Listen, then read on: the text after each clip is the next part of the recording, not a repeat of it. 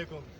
New up news के साथ राशिद खान आपकी खिदमत में हाजिर है। जैसे कि आप देख सकते हैं आज मैं मौजूद हूँ बलूचिस्तान में राणा गोट राणा मार्केट पर। यहाँ प्रोग्राम करने का मेरा मकसद सिर्फ ये था कि हमारे एक साथी हैं इरशाद साहब जो कराची से आए हैं यहाँ पर नमाज जुमा कराने के लिए, और हमने यहाँ पर स्टे किया, यहाँ नमाज जुमा अदा करेंगे इंशाअल्लाह। तो आए इनसे बात करते हैं कि इतनी दूर से यहाँ नमाज जुमा अदा करने के लिए आए हैं, तो हमारे भी दिल ने जाके चले इनसे बात करते हैं कि दीन से इतनी मोहब्बत, अल्हम्दुलिल्लाह कराची से यहाँ पर से जुमा पढ़ाने के लिए आए हैं, तो इनसे पूछते हैं। और आयशा स्कूल के नाज़िम आला भी हैं, तो क्या कहना चाहेंगे इरशाद साहब, आप इतनी दूर से आए माशाल्लाह यहाँ बच्चों को जुम्मा पढ़ाने के लिए, और वहाँ पर आप स्कूल पढ़ाते हैं, बच्चों को पढ़ाते हैं, तो बताएं कि आपको कैसा लगा आप यहाँ पर आए हैं जुम्मा पढ़ाने के लिए। अस्सलामु अलैकुम। अल्हम्दुलिल्लाह मैं यहाँ पर राना मार्केट के जो सरपरस्त आला हैं मोहतरम जनाब राना साहब, वो हमारे बहुत अच्छे दोस्त हैं, और उन्होंने मुझे जो है वो दावत दी, और वो वहाँ पर कराची में मेरे पास तशरीफ़ भी लाए थे, और उन्होंने कहा जी आप हमारी दावत कबूल करें और आप हमारी मार्केट की जो जामा मस्जिद है उसमें आकर जुमा पढ़ाएँ। मैं ख़ुद अल्हम्दुलिल्लाह कराची में जो है आयशा पब्लिक स्कूल मदरसा साकरानी दारुल कुरान चिश्तिया का प्रिंसिपल हूँ, और अल्हम्दुलिल्लाह वहाँ पर जो है भी वहाँ पर हम दीन की खिदमत कर रहे हैं अल्हम्दुलिल्लाह।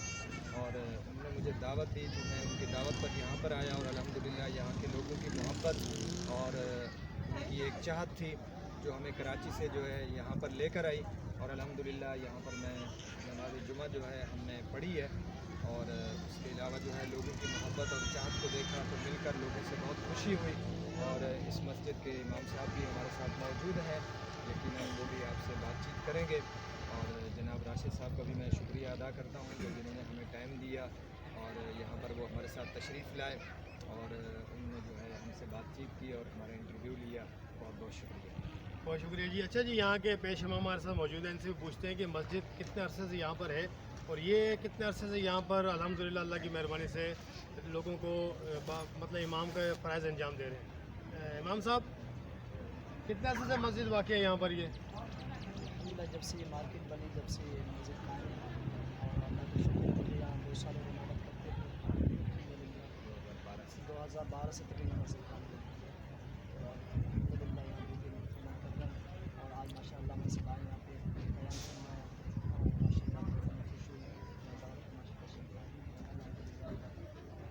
बहुत शुक्रिया जी। अच्छा जी, ये जो राणा गोट है और राणा जो मार्केट है इसके ओनर है राणा साहब, और उन्होंने ये मस्जिद अपने मतलब आपके तहत बनाई, और यहाँ पर जो इमाम साहब भी हैं उनकी मतलब जो तनख्वाहें वगैरह हैं वो भी वही पे करते हैं, और अल्लाह ताला ने उनको बहुत दिया है, बहुत अच्छी शख्सियत के मालिक है। मेरी खुद भी पर्सनली उनसे मुलाकात हुई है, तो यहाँ के जो भी उनके मसले मसाइल हैं यहाँ के इलाके के, इस मस्जिद के, इसके अलावा जो दीगर जो मसाइल होते हैं इलाके के, उनको भी वो सॉल्व करते हैं। और कम बेश काफ़ी सारे मसाइल हैं यहाँ पर, क्योंकि ये पसमानदा इलाका है, बलूचिस्तान का इलाका है, यहाँ पर पानी बिजली गैस के इशू तो हैं, उसके अलावा ट्रांसपोर्ट का भी मसला। लेकिन राणा साहब ने अपना जो मैंने उनका इलाका है यहाँ विज़िट किया, थोड़ा बहुत घूमा, मैंने देखा है हर चीज़ के उन्होंने अपने सफाई का निज़ाम भी है, और हर चीज़ को उन्होंने मेंटेन करके रखा हुआ अपने इलाके को। जैसे मैंने मार्केट का भी विज़िट किया, इस तरह जिस तरह हमारे शहरों की मार्केट होती है, जैसे कराची की मार्केट है, उस तरह की मार्केटें उन्होंने बनाई हुई हैं, और अल्लाह पाक उनको जज़ाए खैर दे कि वो बहुत अच्छा काम करें। हमारी दुआएं कि अल्लाह पाक उनको इसी तरह लोगों की खिदमत करने की तौफीक अता फरमाए। कैमरामैन मोहम्मद अरशद के साथ राशिद खान को दीजिए इजाज़त। अल्लाह हाफिज़। कायनात के अंदर कमो पेश 18,000 मखलूकात पैदा की हैं। उन 18,000 मखलूकात के अंदर वो मखलूक चाहे जमीन के ऊपर रहने वाली हो, वो मखलूक चाहे जमीन के नीचे रहने वाली हो, वो खला में बसने वाली मखलूक हो, वो समंदरों में जंगलों में रहने वाली मखलूक हो, वो पहाड़ों में बसेरा करने वाली मखलूक हो, अलगर्ज वो कायनात के किसी भी कोने में, किसी भी मकाम, किसी भी जगह पर वो कयाम पजीर है। इन तमाम 18,000 मखलूकात के अंदर रब्बे कायनात ने जो सबसे अफजल और आला मखलूक बनाई है, वो रब्बे कायनात ने हजरत इंसान को बनाया। अगर हम बनावट के हिसाब से देखें, जिस्मानी लिहाज से देखें, खूबसूरती के लिहाज से देखें, तस्वीर की सूरत में देखें, किसी मुजस्मे की सूरत में देखें, اگر ہم باغوں کے پھولوں کے باغ میں چلے جائیں تو ہمیں ایک سے ایک حسین پھول ملے گا دیکھنے کو. اگر ہم کسی درختوں کے باغ میں چلے جائیں تو ہمیں ایک سے ایک حسین درخت ملے گا دیکھنے کو. اگر ہم سمندر میں بسنے والی مخلوق پر نظر دوڑائیں تو ہمیں ایک سے ایک خوبصورت ہمیں دیکھنے کو مچھلی ملے گی. اگر ہم اللہ کی بنائی ہوئی جانور مخلوق کے اوپر نظر دوڑائیں تو ہمیں خوبصورتی کے لحاظ سے ہمیں ایک سے ایک جانور جو ہے ہمیں خوبصورت نظر آئے گا. جب ہم اس کی صورت کو دیکھیں گے، اس کی خوبصورتی کو دیکھیں گے تو یقیناً ہم اپنے رب کی تعریف کریں گے کہ میرے اللہ نے اپنی قدرت کاملہ سے اسے کیسا حسن و جمال بخشا ہے، اسے کیسی خوبصورت شکل حسین و جمیل عطا فرمائی ہے. اگر ہم پہاڑوں کو دیکھیں تو ایسے ایسے خوبصورت پہاڑ، پھر ان سے رب کائنات نے آبشاریں پیدا کی، پھر ان سے رب کائنات نے مختلف نہریں پیدا کی، مختلف نہریں جاری کی. لیکن ان تمام خوبصورتیوں کے باوجود، ان تمام حسین و جمیل نظاروں کے باوجود، ان تمام خوبصورتیوں کے باوجود رب کائنات نے پہاڑوں کو اشرف المخلوقات نہیں کہا. رب کائنات نے جانوروں کو بھی اشرف المخلوقات نہیں کہا.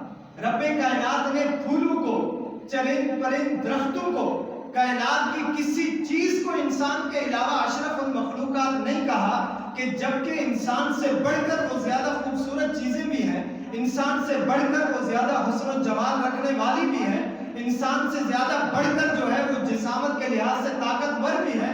لیکن اس کے باوجود رب کائنات نے فرمایا کہ نہیں، اگر میں نے افضل اور اعلیٰ بنایا ہے تو وہ میں نے انسان کو بنایا ہے. اب سوال یہ ہے کہ رب کائنات نے آخر انسان کو ہی کیوں اشرف المخلوقات بنایا؟ بظاہراً ہم کسی کو رنگت کے لحاظ سے کوئی شخص کالا بھی ہے، بظاہراً ہم دیکھتے ہیں کہ بعض دفعہ اس کے چہرے کے نقش و نین بھی حسین و جمیل نہیں ہوتے خوبصورتی کے لحاظ سے، بعض دفعہ جو ہے ذہنی طور پر وہ خوبصورت نہیں لگتا. لیکن میرا رب فرما رہا ہے کہ میں نے انسان کو سب سے افضل اور اعلیٰ بنایا ہے. آخر اس کے پیچھے پس منظر کیا ہے؟ اس کے پیچھے کون سی ایسی خاص بات تھی کہ رب کائنات نے مجھ جیسے نکمے کو بھی، ہم جیسے گناہگاروں کو بھی، رب کائنات نے کالے اور گورے کو بھی، رب کائنات نے کوئی شکل و صورت کے لحاظ سے حسین و جمیل ہے یا نہیں ہے، اپنی شکل و صورت کے لحاظ سے وہ اپنا حسن رکھتا ہے یا نہیں رکھتا، شکل و صورت کے لحاظ سے وہ حسین و جمیل ہے یا نہیں ہے. لیکن رب کائنات نے سب کو مطلقاً فرمایا کہ میں نے انسان کو اشرف المخلوقات بنایا. اس کی وجہ کیا تھی کہ رب کائنات نے اپنے اس محبوب کو، جس محبوب کے صدقے سے رب کائنات نے اس کائنات کو وجود بخشا، جس محبوب کے صدقے سے رب کائنات کو ہماری طرف نہ دیکھ، تو نے ہمیں اپنے جس محبوب کا امتی بنایا ہے، اپنے اس محبوب کی غلامی کے صدقے سے، اپنے محبوب کی آل کے صدقے سے تو ہماری بخشش فرما اور ہمیں آخری سانس تک ہمیں صحیح معنوں میں دین کے راستے پر چلنے والا بنا دے. اپنے دل میں یہ توبہ کی نیت کر لیں. انشاءاللہ اس نیت کرنے پر بھی اللہ رب العالمین دلوں کے حال جانتا ہے. اللہ رب العالمین ہماری نیتوں کو جانتا ہے. اگر ہم صرف توبہ کی نیت بھی کر لیں گے تو یقیناً رب کائنات ہماری گزشتہ زندگی کے گناہ معاف فرما دے گا. میری دعا ہے کہ اللہ رب العزت ہم سب کی بخشش و مغفرت فرمائے. اللہ رب العزت حضور کی ساری امت کو نیک ہدایت نصیب فرمائے. جتنے بھی مؤمنین مؤمنات اس جہان فانی سے جا چکے ہیں اللہ رب العالمین ان کی بھی بخشش فرمائے. اور اللہ رب العزت ہم سب کو صحیح معنوں میں آخری سانس تک قرآن و سنت کے مطابق زندگی گزارنے کی توفیق عطا فرمائے.